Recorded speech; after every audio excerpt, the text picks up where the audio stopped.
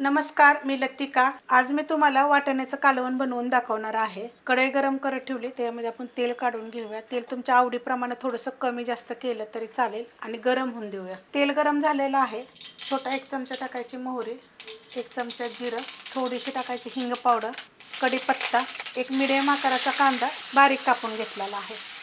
कांदा चांगला भाजून घेऊया। कांदा हलकासा भाजलेला आहे। ह्याच्यामध्ये सुक्कं खोबरं, आलं, लसूण आणि कोथिंबीर असं हे मी कुटून घेतलेलं आहे। सुक्कं खोबरं एकदम थोडंसं घ्यायचं।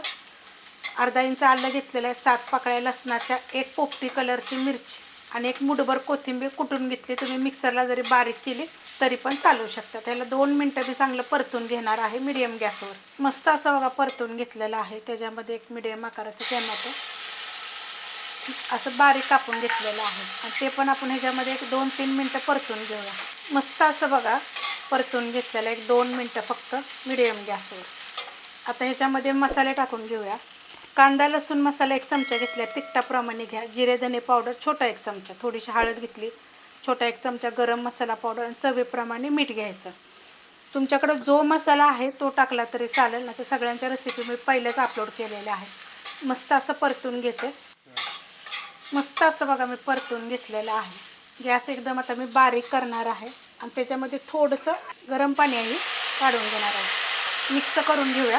मस्त असं बघा मिक्स करून घेतलेलं आणि गॅस एकदम मी बारीक केलेला आहे। 1-5 मिनिटासाठी आपण ह्याच्यावर झाकण ठेवूया। झाकून ठेवलं तर आपण झाकण काढून घेऊया आणि झाकण का ठेवलं तर हा मसाला बघा शिजायसाठी, कारण आपण मिक्सरला बारीक केलं का नाही की त्याची एवढी चव खास लागत नाहीये।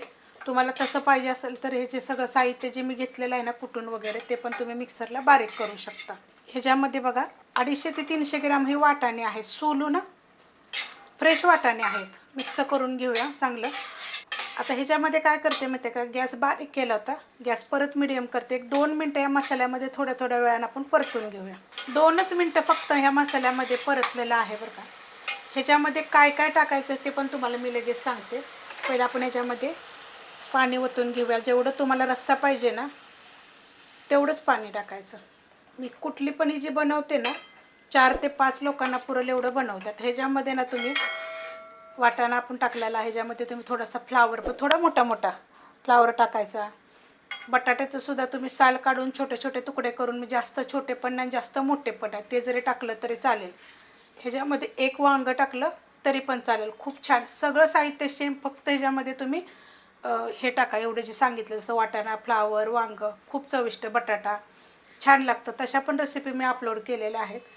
गॅस आहे मीडियम, बारीक गॅसवर जरी शिजवलं तर चालेल। तुम्हाला जर झाकण ठेवायचं असेल ना तर एवढाशा हवा जाईल असं झाकण ठेवायचं आणि बारीक गॅसवर शिजवून द्यायचं। कधी पण फास्ट गॅसवर शिजवल्यापेक्षा बारीक गॅसवर शिजवलं का नाही की चव पण छान येते। आणि गरम पाणी जेव्हा आपण ओततो ना तर कुठली पण जी भाजी म्हणा, म्हणजे रस्सा भाज्यांना जर गरम पाणी टाकलं ना, तुम्ही एकदा करून बघा, चवीला खूप छान होतं आणि लवकर होतं। बारीक गॅसवर मी 10 मिनिटं फक्त झाकून ठेवलं होतं।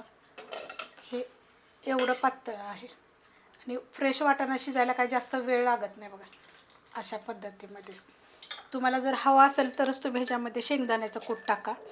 मी 2 चमचे टाकणार आहे या चमच्याच्या मापानं। नाही टाकलं तरी पण चालतं आणि टाकलं तरी पण चालेल। आता ह्याला परत काय करणार आहे, मी झाकून ठेवणार 5 ते 7 मिनिट, ते पण तसंच थोडंसं असं उघडं ठेवणार आहे। बारीक गॅसवर बघा 5 ते 7 मिनिट मी परत ठेवलं होतं शेंगदाण्याचं कूट टाकल्याच्या नंतर। मस्त असं बघा झालेलं आहे, एवढं घट्ट झालेलं। आता तुम्ही शेंगदाण्याचं कूट तुम्हाला हवं असेल तर टाका, नाही टाकलं तरी पण एवढ्या ह्याच्यामध्ये खूप चविष्ट होतं।